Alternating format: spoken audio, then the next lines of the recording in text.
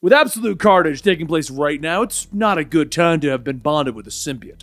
There have been a lot of people throughout the history of Marvel Comics, with most of them having been bonded to Venom, who is the symbiote equivalent of the town bicycle. Everyone's had a ride. However, Venom isn't the only symbiote out there.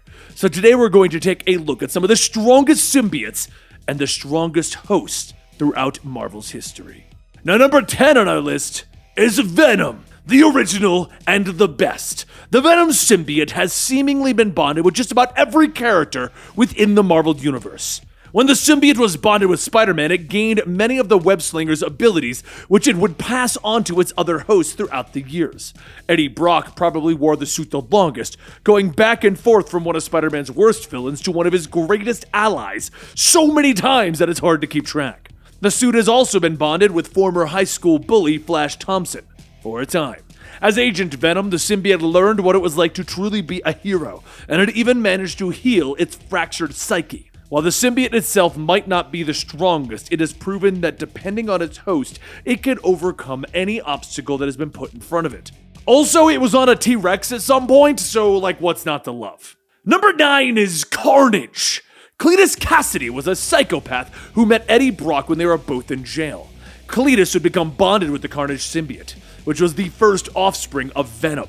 Since Cletus was already crazier than Eddie, his symbiote went crazy as well. Carnage has proven to be faster and stronger and overall deadlier than the Venom symbiote, forcing Spider-Man and Venom to team up on multiple occasions to defeat him.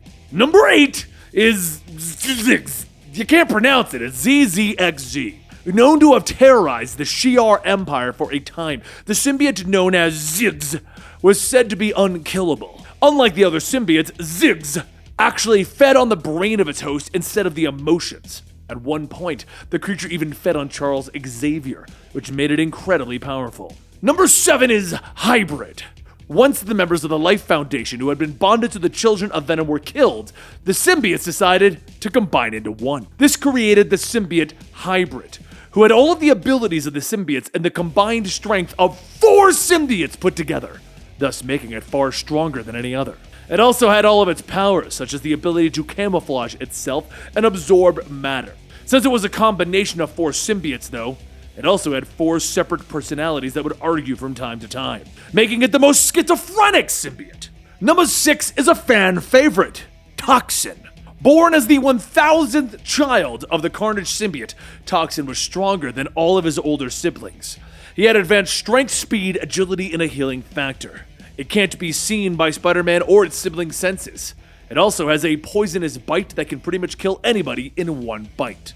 Number 5 is AntiVenom. When Eddie Brock finally had the Venom symbiote removed from its body, it left behind some traces. As we've all learned that symbiotes do with everyone that they bond with. When he was dying of cancer, the villain known as Mr. Negative attempted to cure him. Yet, Mr. Negative's powers, combined with the trace elements of the symbiote and Eddie Brock's white blood cells, helped create a new form of the symbiote, known as AntiVenom. While AntiVenom was stronger and faster than other symbiotes, what truly made it powerful was its healing abilities. The symbiote had a healing touch that could end the life of symbiotes and actually cure Spider-Man of his powers. Number 4 is the Red Goblin.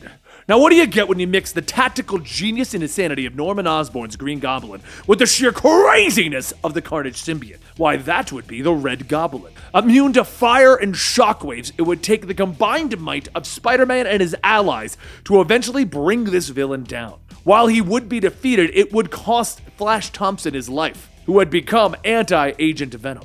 Now, number 3 is a favorite of mine, the Red Ghost Venom Rider Hulk. What do you get when you mix 3 of the deadliest anti-heroes in the Marvel Universe? A little something that I like to call the Red Ghost Venom Rider Hulk. While Blackheart was trying to bring hell to Earth, the only people that were able to stop him were Agent Venom, Red Hulk, Ghost Rider, and X-23.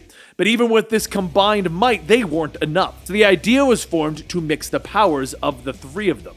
Agent Venom, Red Hulk, and Ghost Rider. Plus, it just looks wicked cool. Number 2 is Grandal. Another of Null's creations, the dragon-like creature who used to wage war against the light, against the universe. This particular dragon came to Earth long ago, terrorizing the people of ancient times.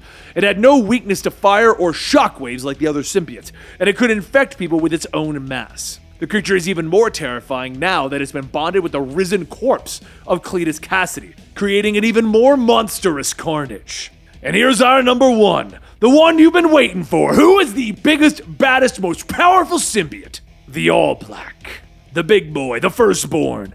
The AllBlack was the first weapon and thus the first symbiote that was created by the dark god Null. It was birthed at the beginning of time and made from living darkness and was strong enough to cut off the head of a celestial. Null would go on to use the weapon to wage his war on the world of light. And Gore the God Butcher would find it and begin his own war against the gods of the known universe. The weapon was strong enough to kill gods, while also creating constructs out of darkness and even whole beings.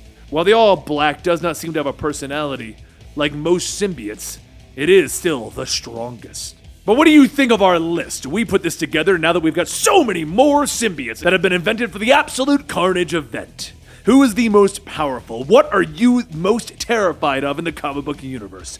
Let us know in the comments down below, and don't forget to subscribe to get more comic book lists, to get more Know Your Universe discussions on your favorite heroes, and some of your favorite comic books read back to you in a dramatic fashion. I'm Benny, and I'll see you next time right here.